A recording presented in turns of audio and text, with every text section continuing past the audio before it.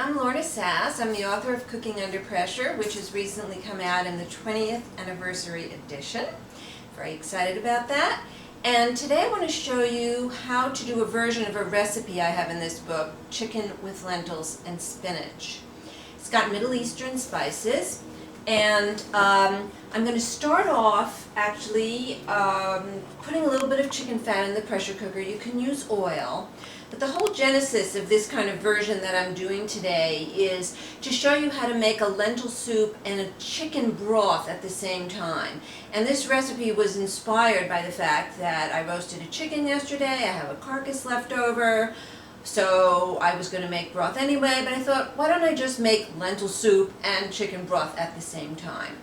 So what I've done is I've heated just a tiny bit of chicken fat that was left over from the pan juices, and to give it kind of a Middle Eastern flavor profile, I'm going to just sizzle a heaping teaspoon of cumin seeds in that fat and just a little pinch of cinnamon. And of course I have to take care that it doesn't burn.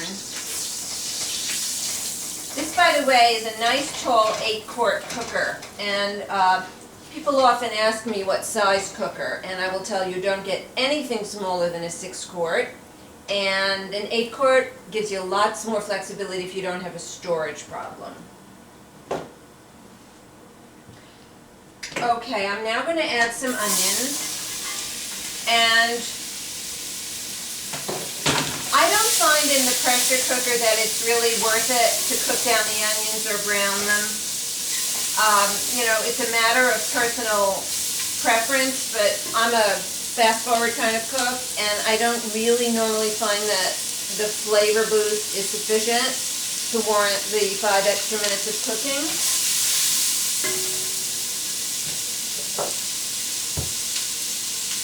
What I'm going to do now is add water that I've already brought to the boil, and that's going to bring the pressure up a lot quicker. I just realized I didn't put out the lentils. I just have to get them.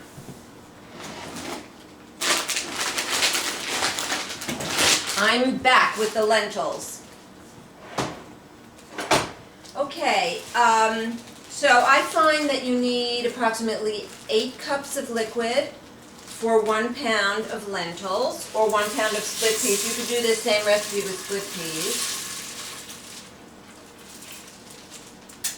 And just because I have it left over from yesterday's roast chicken, I had put the pan juices in the refrigerator overnight. The fat congealed on top. I used just a little bit of it in the cooker just now with the onions, and most of it I discarded. But I just want to show you how very gelatinous this is.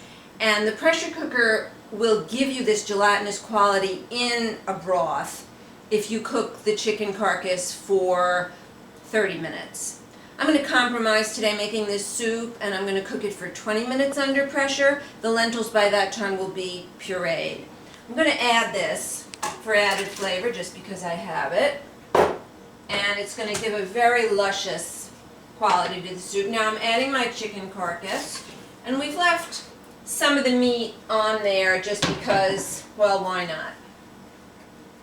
It'll add a lot of flavor to the soup.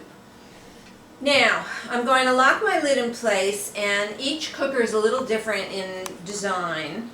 I'm going to show you how to do this, but I just want to show you now that this is a 2nd generation cooker, so you don't have that familiar jiggle top that goes chugga chugga chugga that you might be familiar with from days of yore.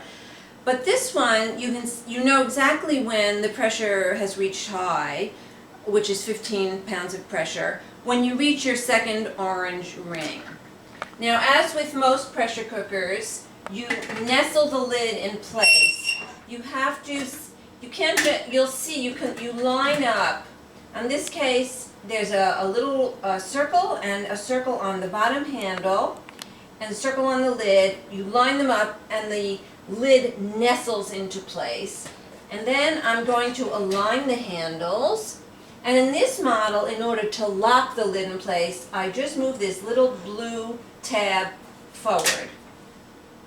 Now it's going to take, since I've added the boiling water, much less time, but maybe about 5 minutes for this pot to come up to pressure. I'm going to cook it for 20 minutes, and then if you have time, you can let the pressure come down naturally. If you're in a hurry, you can use a quick release method by putting the pressure cooker under cold running water, or using a quick release stovetop mechanism that your instruction manual will explain to you. So in the second part of this video, you'll see the finishing touches on the soup.